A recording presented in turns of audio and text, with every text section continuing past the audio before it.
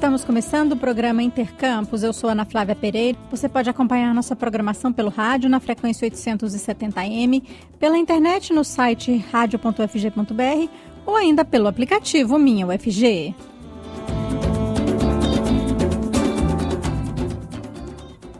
E nesta quinta-feira, 3 de outubro, apresentamos um Intercampus especial no segundo dia de greve nacional em defesa da educação. A convocação da paralisação é de entidades do setor da educação, estudantes, professores e servidores técnicos administrativos.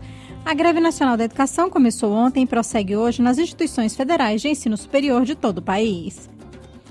A paralisação tem apoio da União Nacional dos Estudantes, Associação Nacional de Pós-Graduandos, Sindicato Nacional dos Docentes das Instituições de Ensino Superior, o ANDES, o Sindicato Nacional dos Servidores Federais da Educação Básica, Profissional e Tecnológica, o SINASEF, a Federação de Sindicatos de Trabalhadores Técnicos Administrativos em Instituições de Ensino Superior Públicas do Brasil, a FASUBRA, o Sindicato dos Docentes aqui da Universidade Federal de Goiás e o Sindicato dos Trabalhadores Técnicos Administrativos em Educação de Goiás, o SINTE-IFES-GO. Entre os pontos criticados aí pelo movimento grevista estão o contingenciamento de verbas das universidades e institutos federais, a diminuição de recursos para ações de extensão, a redução no número de bolsas de pesquisa na graduação e pós-graduação, o programa Futurice e a reforma da Previdência. Aqui em Goiânia aconteceu ontem de manhã uma aula pública para debates e divulgação aí das atividades e pesquisas que são desenvolvidas nas instituições federais de ensino superior no estado de Goiás. Chamado de Dia da Educação e Ciência na Rua, o ato foi realizado no centro de Goiânia. Para hoje, segundo dia da greve nacional pela educação, as mobilizações começam às 4 horas da tarde com concentração dos grevistas na Praça Universitária. A partir das 5 horas da tarde, haverá passeata, percorrendo a Avenida Universitária, Praça Cívica, Rua Dona Gersina Borges e concentração final dos grevistas na Alameda dos Buritis, em frente à Assembleia Legislativa do Estado de Goiás.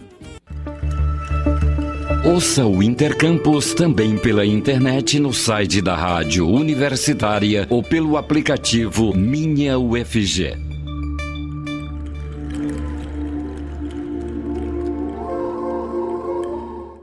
E neste Intercampus especial do segundo dia da greve nacional pela educação, vamos falar sobre educação, seus desafios e perspectivas.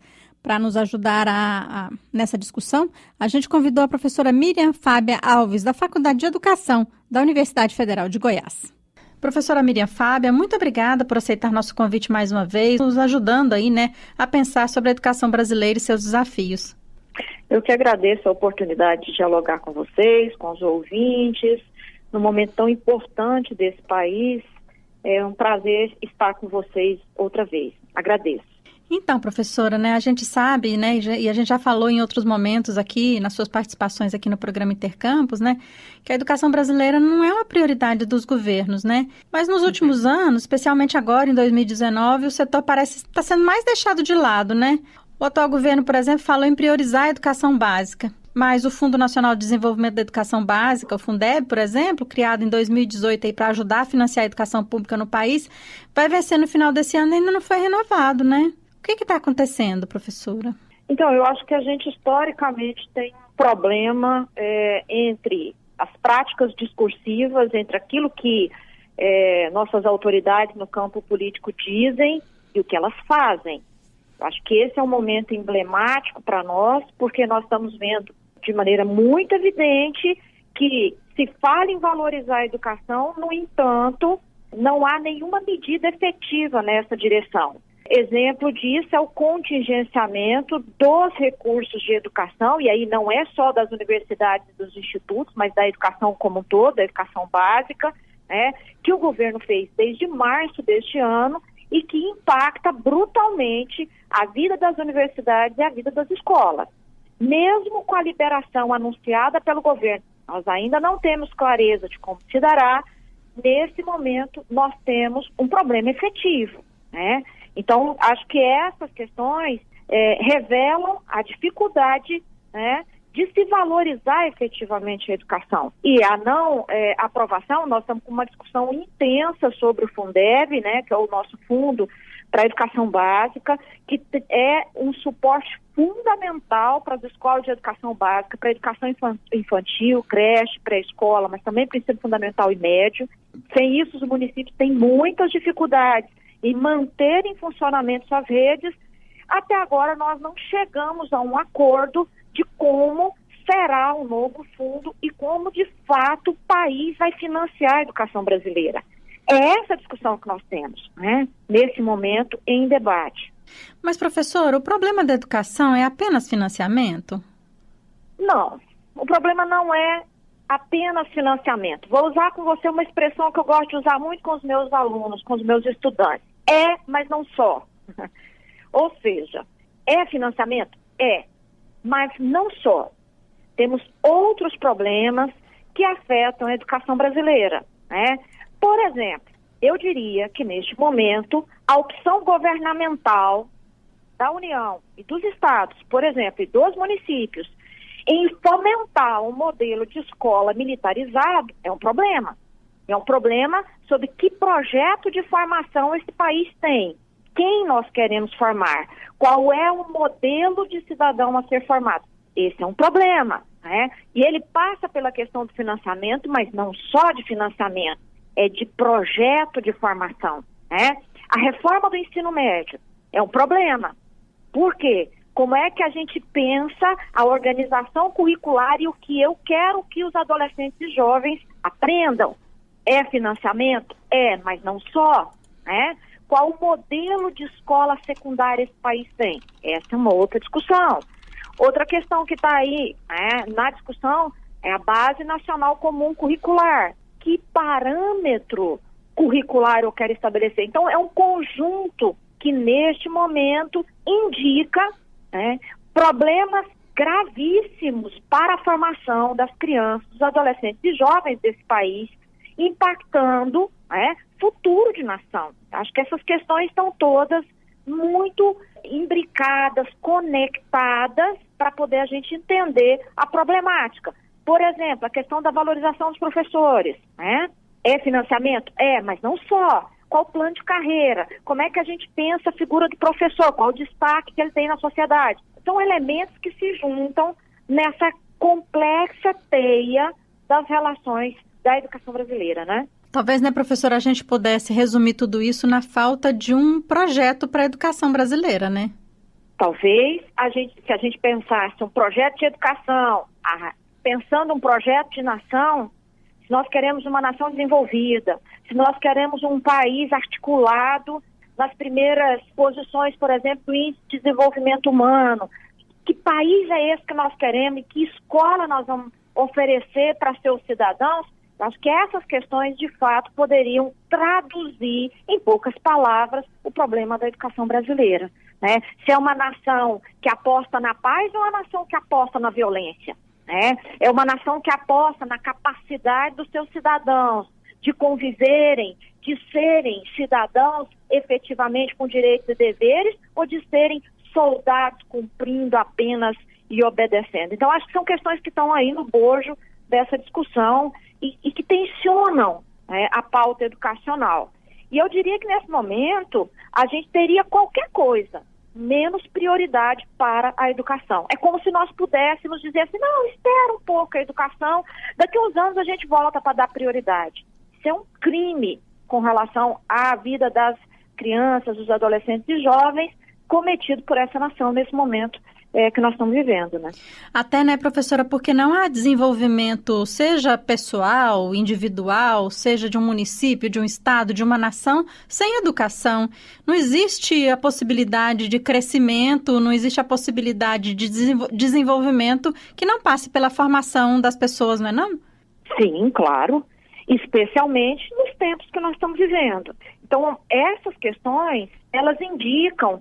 De novo, vamos voltar. Você falou de projeto de educação é projeto de nação. As questões relativas à formação humana, ao desenvolvimento das pessoas, ao desenvolvimento da indústria, da ciência, da tecnologia, da pesquisa, isso é fundamental para que, de fato, a gente possa pensar a questão do que é a prioridade, né? A ciência, a tecnologia, a educação é prioridade para o desenvolvimento das pessoas, mas também para o desenvolvimento do país. Então, acho que nessas questões a gente tem um momento muito emblemático de uma desvalorização do conjunto, né? Não é só a questão da educação básica, educação superior. Estamos, nesse momento, desvalorizando a educação, a ciência, a tecnologia, né? Especialmente com todos os cortes que têm afetado brutalmente esse setor neste ano de 2019, né? Professora, você já falou um pouquinho, né? Mas eu queria que você falasse um pouquinho mais para nós, né? Sobre essa ânsia aí, né? Dos governos, né? Não só do governo federal, mas também dos governos estaduais, né? Por colocar militares nas escolas, né? Como se militarizar escolas fosse uma saída aí para a crise vivenciada no setor. Então, eu acho que tem uma ilusão sendo fabricada de que a gente resolveria o problema da educação básica com a militarização. Eu vou usar a expressão ilusão para ser condescendente com o nosso ouvinte, porque a gente podia dizer mais pesado, né? Porque essa questão, ela tem que ser pensada a partir de que educação eu quero oferecer para a população brasileira. Especialmente pensando que essa militarização, enfim, sobre a escola pública, que hoje, na educação básica, é responsável por mais ou menos 84% das matrículas. Quando eu militarizo uma escola e deixo e abandono as demais escolas, qual é o projeto de educação que eu tenho? É uma escola que é para funcionar, que é para dar certo, que é para ser referência? Porque é isso que nós estamos fazendo. Partindo da experiência de Goiás, é isso que nós estamos vendo projetar. Se projeta como um modelo de sucesso, e o governo faz isso muito bem, dizendo que essa escola é segura, que essa escola tem qualidade, que essa escola oferece proteção.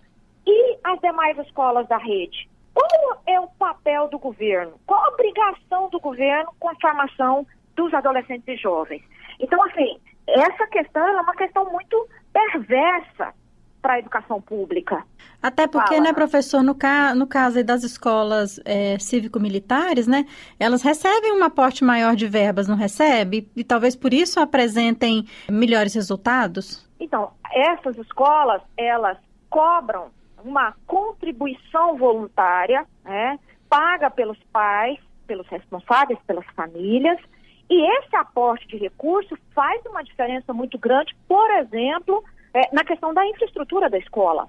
Essa escola tem os militares na gestão, agora na gestão, muitos em sala de aula, a coisa está muito confusa nesse momento, né? A gente tem modelos e modelos de militarização, ou como o governo quer chamar de escola cívico-militar, e esses militares, eles têm outra relação, inclusive com os órgãos públicos. Então, toda essa questão cria um diferencial em relação a essas escolas. Mas, por exemplo, o fato de se cobrar uma contribuição voluntária, o fato de exigir um conjunto de uniformes que não são baratos, essa escola já é excludente por si. Ela já exclui uma parcela da população que nem pode pagar mensalmente e que nem pode contribuir, por exemplo, com os uniformes que se cobra. Então, eu crio uma escola excludente dentro da rede e uma escola que tem regras próprias muito distintas das outras escolas.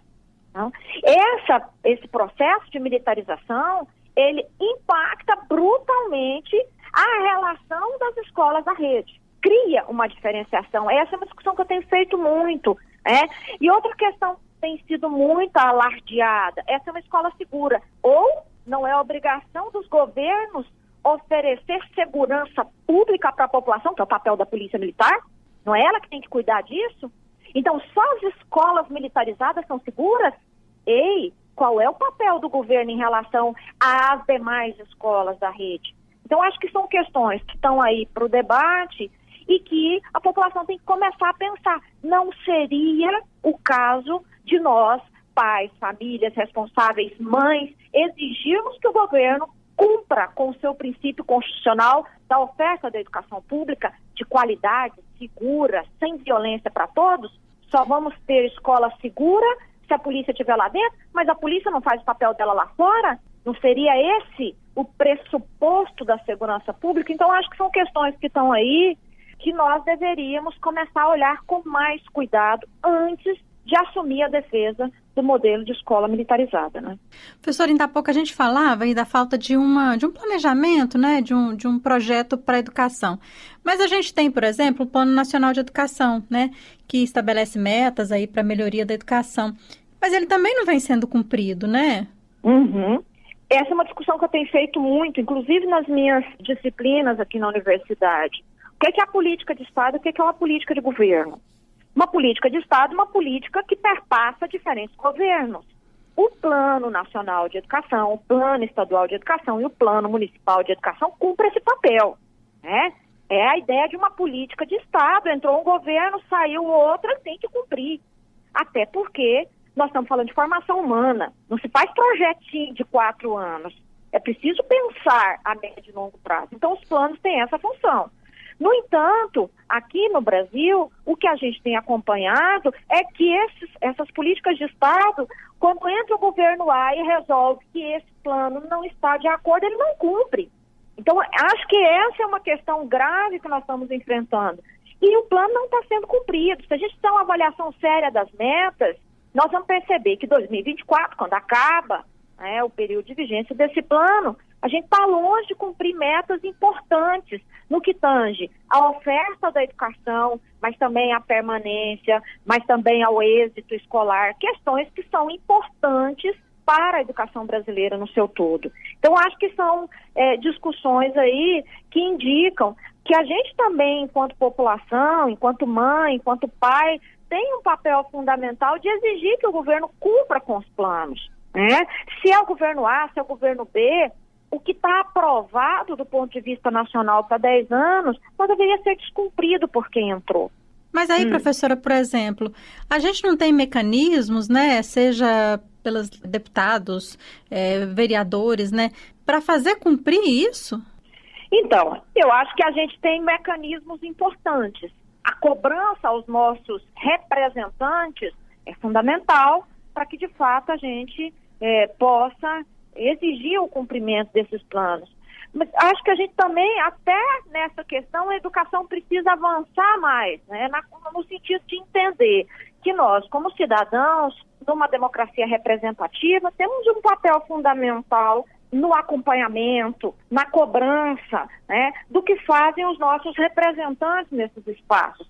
Por exemplo, nós estamos num momento de desmonte desses espaços em que nós poderíamos atuar na cobrança da política pública. Por exemplo, o desmonte dos conselhos, uma prática de democratização da educação que a gente vem experimentando há algum tempo.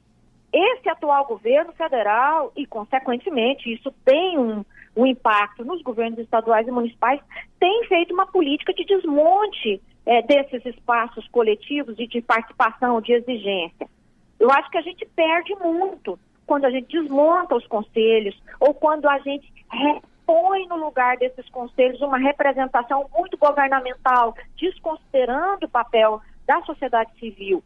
Esses espaços são espaços importantes para que a gente atue. E outra coisa, a gente elegeu um deputado, a gente elegeu uma deputada e ela tem que atuar no projeto que ela prometeu e que nós apoiamos com esse voto. Eu acho que esse é um exercício ainda pouco praticado pela sociedade brasileira. A gente volta daqui a pouquinho aí com essa conversa com a professora Miriam Fábia, da Faculdade de Educação da UFG.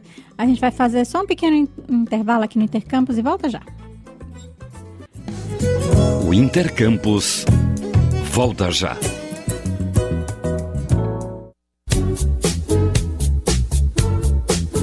Jornal da 6. Independência e credibilidade desde 1980. De segunda a sexta, a partir das 6 horas da noite. Não perca!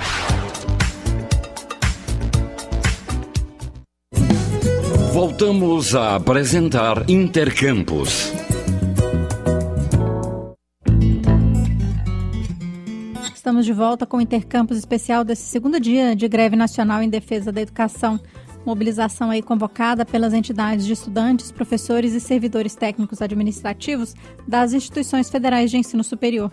A paralisação é pelo descontingenciamento total dos recursos destinados à educação, contra a redução de verbas destinadas a ações de extensão e também no número de bolsas de pesquisa na graduação e pós-graduação, e ainda contra o programa Futurice e a reforma da Previdência.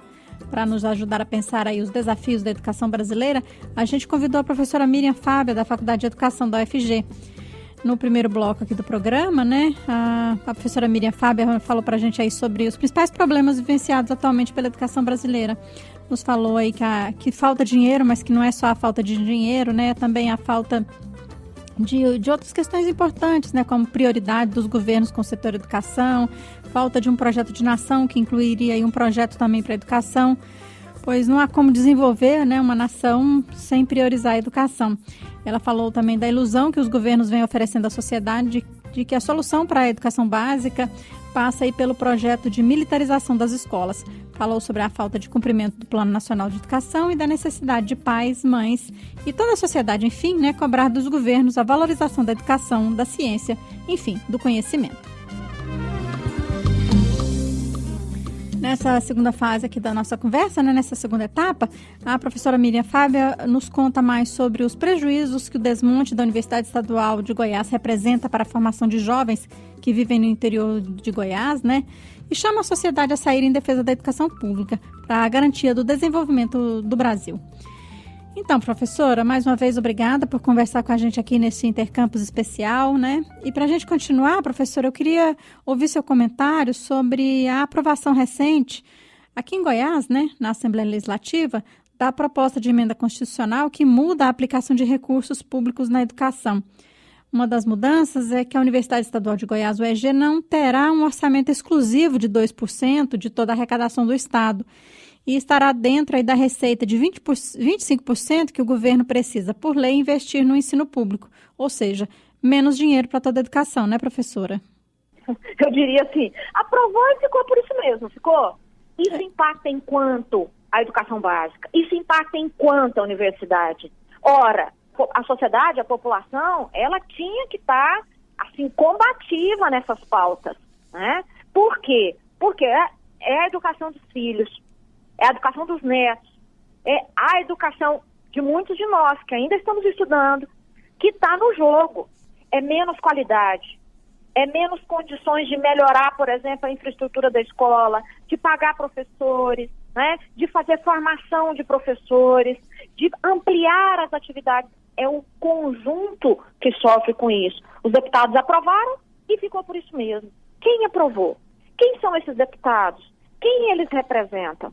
Essa é uma pergunta que nós temos que fazer. Né? São deputados que, nesse momento, aprovam medidas que tiram, que cortam os direitos da população. A gente tem que saber quem são eles, até porque vem outra eleição.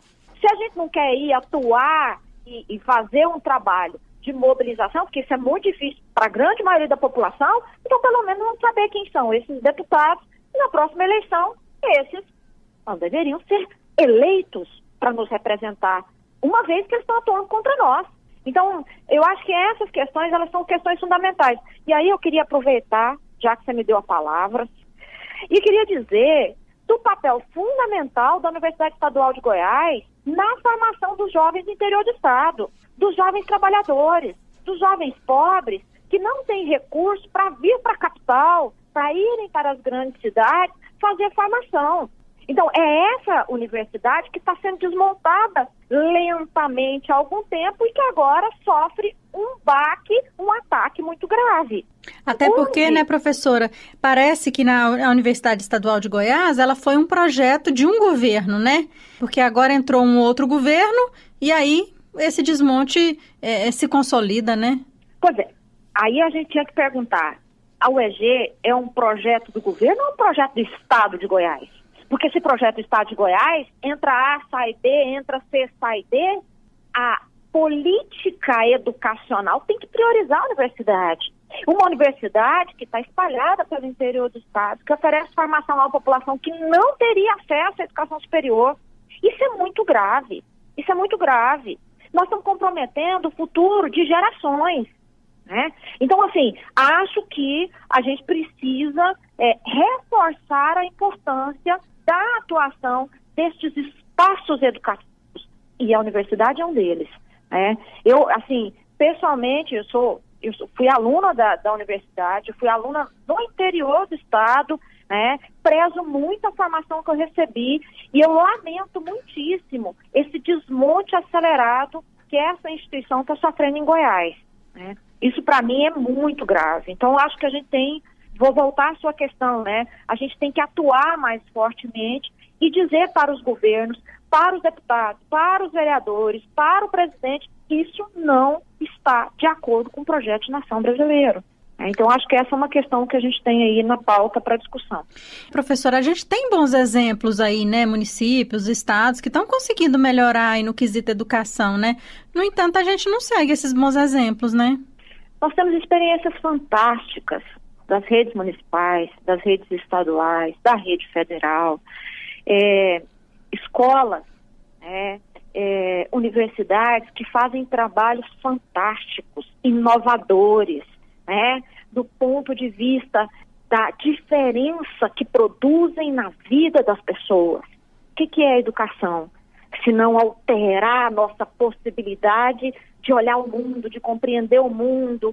Então, acho que isso a gente tinha que tomar como exemplo e popularizar, e disseminar. Exemplos de escolas, por exemplo, nas zonas mais pobres, nas periferias, nas zonas rurais, que fazem um trabalho maravilhoso, né? Na formação das crianças, dos adolescentes, dos jovens, no campo da ciência, no campo da formação geral, da formação humanística. Essas questões, elas são questões que, com o desmonte acelerado da educação pública, põem em risco a continuidade de trabalhos fantásticos que nós temos aí. Por exemplo, nas redes em diferentes lugares, né? Então, acho que essa chamada é uma chamada para a gente olhar com cuidado. Eu tenho convidado muitos colegas das redes, né, para que a gente possa divulgar mais as nossas boas experiências educacionais, as nossas boas práticas escolares, para que a população conheça, para que a população veja o papel, né, e o desempenho que a gente tem feito nessas escolas, né? Porque só a apropriação, né, professora, de todo esse entendimento é que vai possibilitar que a gente consiga mudar alguma coisa, né? Esse momento é um momento muito importante para nós e eu acho que a gente precisa, de fato, ganhar a adesão da população. Nós precisamos que a população nos defenda. Nós precisamos que a população diga assim, não, mas vocês são importantes. E eu acho que o que a gente produz aí nas nossas escolas, nas nossas universidades, no campo da educação, da ciência, da tecnologia, é fundamental, né? Então, acho que a gente está num momento super delicado e penso que a gente tem que retomar muito do que a escola pública tem feito de diferença na vida das pessoas. Eu tenho acostumado, assim, olhar com muita dor a realidade brasileira nesse momento, especialmente o assassinato dos nossos adolescentes e jovens nesse país. E aí eu costumo dizer que quando a escola atua na formação desses adolescentes e jovens, que ela salva a vida desses adolescentes e jovens, ela cumpre um papel que outra instituição faz. Então, penso que isso nos convida a olhar para as nossas escolas e dizer, poxa vida, que legal o trabalho que eles fazem. Eu acho que isso é fundamental para nós, né? É isso mesmo, professora. Professora, eu agradeço muito a sua participação mais uma vez aqui no programa Intercampus da Rádio Universitária. Agradeço muitíssimo, agradeço aos ouvintes e estamos aí, vamos juntas. Obrigada, professora, até mais. Essa foi a participação da professora Miriam Fábia Alves, da Faculdade de Educação da Universidade Federal de Goiás. Ela é diretora da ANPED, Associação Nacional de Pós-Graduação e Pesquisa em Educação.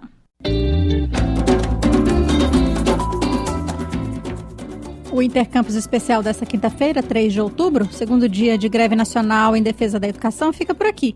Mas a Rádio Universitária continua acompanhando as movimentações que acontecem em Goiás e pelo país nesse dia de greve. Hoje, nos trabalhos técnicos, a gente contou com a ajuda do George Barbosa. A todos, obrigada pela audiência e até amanhã.